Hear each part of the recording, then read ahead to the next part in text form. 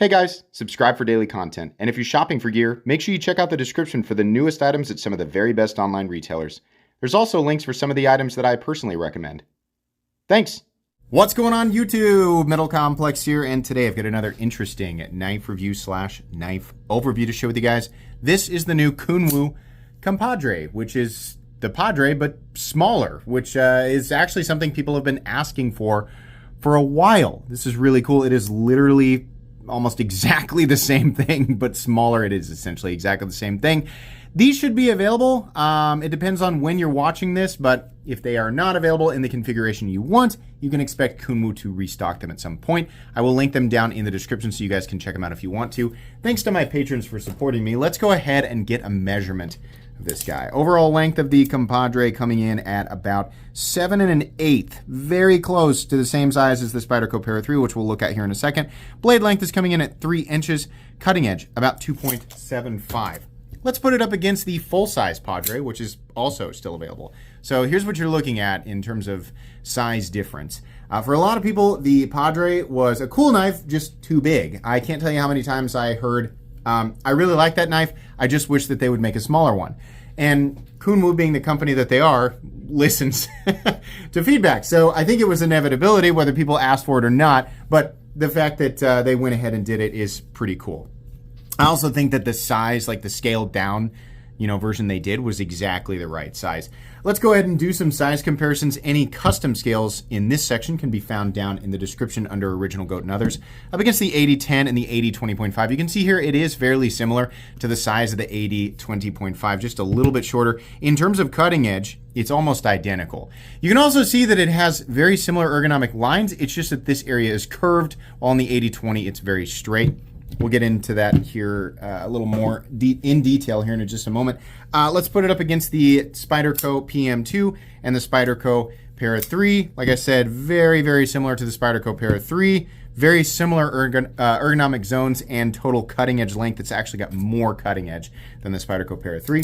And then finally, we'll put it up against the Benchmade Griptilian, or in this case, the Ritter Hogue and the Hogue Deca. How's the action of this knife? If you have experienced Kunwu knives in the past, specifically their frame lock knives, you'll know that this is going to operate really well. Specifically, the Padre profile has this opening hole / slot in an area that makes it incredibly accessible.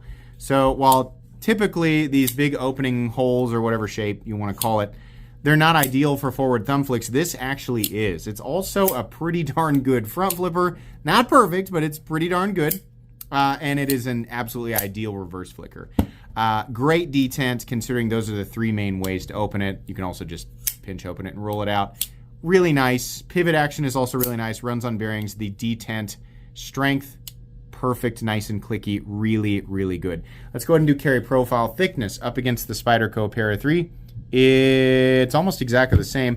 Length and height up against the PM2 and Para 3. This is a really easy object to carry. Personally, I love carrying my Padre. I own 3 different versions of the Padre now. I love it. I love carrying this knife. This is just an even easier version of the knife to carry. It's not so small that I'll forget that it's there. I still feel like I'm carrying a substantial knife. It's just not taking up quite as much room. You can see here, about the same amount of space occupied as the Para 3, perhaps slightly more. Nowhere near the same amount of space as the Spyderco PM2. Let's go ahead and do a hardware check. I'm going to get out my tools. As per usual, my tools are very inexpensive and very recommendable. You can find them right down in the section of my description that talks about the tools I use on this channel, or the pinned comment. We're going to get a T8 here. I believe Kunwu has kept it pretty much the same outside of the lock bar insert screw, which you'll never have to take out. We still have... Sergio, why are these T6? God dang it. Are they T6 on the big guy too? No! Come on. He gave us T6 on these. All right, fine. Not that big of a deal. We got a couple of T8 screws for the body everywhere else, which is fine. 1 extra than what I normally consider to be minimal hardware, but 2 of those body screws are also pocket clip screws. Either way, not a big deal. As long as you have the right tools for the job, you should be good to go. It is a titanium frame lock with caged bearings, so it shouldn't be hard to take apart. Let's go ahead and get the blade stock thickness, which I believe is actually different than the full-size one. I think this one's a little thinner. We'll find out. Blade stock thickness 123 thousandths versus the bigger guy here, at 138. So yes, it is actually a little bit thinner there. Let's go ahead and do weight. What are we looking at for materials here? We're looking at titanium, diamond textured titanium. In this case, I can't remember if they do a non-textured version. You would think they do a non-textured version. I'll let you guys take a look. I feel like they do. But in this case, textured titanium, titanium backspacer, titanium pocket clip, Timascus, actual Timascus pivot colors on both sides. Always a nice touch from Kunwu. And Vanax. A lot of people always ask, what is Vanax? What does it compare to? It actually compares really similarly to MagnaCut, believe it or not. You can actually check out this information on Laren Thomas's own website, the guy behind MagnaCut, where he compares all the steels, toughness, corrosion resistance, and edge retention. Believe it or not, MagnaCut scores a 5 by Laren Thomas's own measurements or test results, and Vanax scores a 5.5 in terms of edge retention out of 10. Toughness, MagnaCut is definitely tougher, a little bit, not some people would call it substantial. And then corrosion resistance, Vanax is a little more corrosion resistance than MagnaCut. At the end of the day, the vast majority of people aren't going to be able to tell the difference. Vanax is a super duper premium steel. It has an incredible balance and it is wonderful, much like MagnaCut. So there's subtle differences there. Some people would say major differences, I guess, in terms of toughness, but by his own measurements, not that far off. Kunwu is heat treating this properly from 60 to 62, so you're definitely going to get the maximum out of Vanax. It's also a steel that is very easy to touch up. So this is a user's dream. I love Vanax. I think Vanax is definitely one of the best blade steels out there. Very, very cool. What we're going to do, weigh it? Let's weigh it. And I'll compare it with the bigger guy too. So the weight on this guy is coming in at 4 ounces, a lot heavier than I think some people might have expected. It is milled out for weight reduction. The bigger guy is coming in at 5.1. So you're shaving a little over an ounce off of the total carry weight. Not perfect ratios, but your balance, given the fact that the blade is pretty heavy, is actually right behind the pivot. So it doesn't really feel like a 4-ounce knife. It feels like something that weighs a little over 3. Anyways, I think we can go ahead and move on into the meat and potatoes here. What is there to say? I mean, if you've watched my Padre review, you know what I'm going to say here. The ergonomic lines are excellent. If you're choked back, I wear an XL glove. So if your hands are the same size as mine, this is where you're going to be on a choked back. In the choked up position, oh, beautiful. Look at all that space. That's just gorgeous. Really, really comfortable there. Depends on how you use the knife. But truthfully, however you grip this, it's just super comfortable. The pocket clip, because of the shape and the fact that it's milled and knocked down at the edges, just really doesn't create an issue at all. But if you wear a 2XL or larger, you're really going to be, even choked up, this might be too small for you, which is, why they make the bigger one. It's not necessarily better or worse, right? Bigger doesn't mean better. It just means better for certain people. So if your hands are my size or smaller, this is so ideal. So ideal. Really, really comfortable. The general ergonomic lines and the fact that the edges are very nicely chamfered. There's no hard edge here. So as much as I wish this was contoured, it isn't, but that's really okay. The texturing here is perfect. It's not a cheese grater, but it's also grippy enough that you can make use of that texturing. The pocket clip does not sit on a bald spot, which I really feel like, hold on. Yeah, I really feel like should be the case on these. And same with the larger ones, right? Because they make left-handed versions. A lot of people say, oh, you can't, there's no lefty position. Well, actually, there is, because this is a symmetrical clip, right? It's interesting shape for a pocket clip, but you can flip it over to the other side, or you can just buy the lefty version, which is nice. Maybe that's why they didn't put the bald spot there, since you can flip this over, right? But I think that whichever dedicated hand it's for, that's the side that the bald spot should be on, right? Since you already have that option. That makes the most sense to me, but, okay.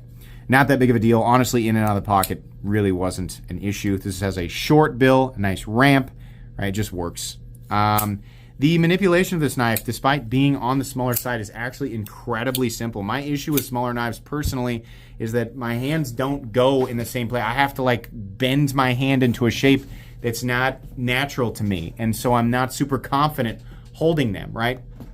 Whether it's thumb stud, flipper, or an opening hole, if the knife feels too small for my hand, then every time I go to deploy it, I feel a little uneasy, like I'm going to toss it. And that's definitely happened before. Not with this knife. Incredibly simple, disengaged, feels almost identical to the big one. It's just the big one is bigger, right? It's funny, going back and forth, I've gotten used to this one after carrying it for a couple of days. So this one at the moment is actually, I was a little fuzzy on this guy here, but the smaller one actually at the moment is the one that I'm more familiar with. So very comfortable choked up, right? A lot of times I was holding it like this or like this, just super friendly. Same deal as the bigger guy here. The blade is not quite as tall, but it is a thinner blade stock. So what you end up with is essentially the same, has to be very nearly the same thinness behind the edge. It's not the Opinel, but it's definitely a super slicer for sure. Nice tip, very thin behind the edge, making really great use of Vanax. Definitely one of the most premium single compositions out there, not in terms of edge retention. I mean, in the overall balance, right?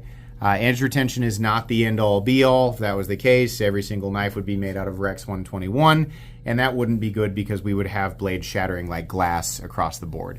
So from my perspective, a good balance is, oh, my voice cracked because I'm becoming a man. Apparently at 37. I'll leave that in there for you guys' enjoyment. I won't edit that, I promise. But yeah, a good balance is what you look for. And the benefit to Vanax is that you get incredible balance. You basically don't have to worry about it corroding at all. You get pretty darn good toughness, and you get pretty darn good edge retention. And you're also able to touch it up because of this balance of composition. It's also very easy to strop back to life or sharpen back to life, right? If you do have to reprofile it, Vanax is not a problem. The grind is going to allow for even easier, in terms of sharpening, an even easier experience. A nice continuous belly there, so really, really great. You might get some gunk caught in here every now and then. Blow it out with compressed air with your mouth, or use a paper towel or something. It's not really that big of a deal. I hear that brought up every now and then. It always makes me giggle. Like, just clean it out. Don't cut something with motor oil and then cut a piece of cheese. Like, don't do that, right? Just use your brain. Yeah, the overall aesthetic is cool. Very similar to, people always compare this to the Rotten Evo. And it is similar in a lot of ways. It's also similar to a lot of other knives that came before the Rotten Evo. A lot of knives that inspired the Rotten Evo for sure. So there's a lot of stuff out there that's very, very similar. But it just works. Really nice. I do like the acidy tumbled finish, but I've always wished that Kunwu would experiment with a nice high polished tumbled finish like what Kaiser does or Chris Reeve, something like that. I think that would be really, really cool, and they are definitely capable of doing it. I can hear Sergio right now going, "Why do you keep throwing more things on my plate, you jerk?" Because I know you guys can do it, but they do offer some awesome finishes and some awesome different texturings and different packages in general. You can also get this in DLC.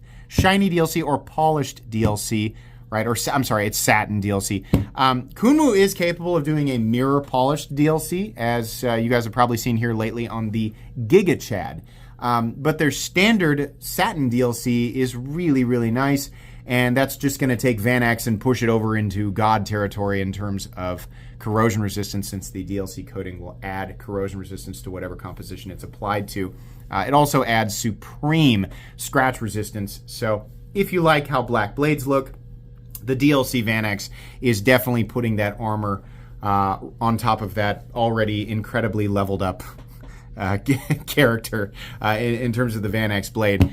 Really, really nice. So whatever your taste is, Vanax is already so corrosion resistant you don't need the DLC, but the DLC that Kunwu does is very, very good.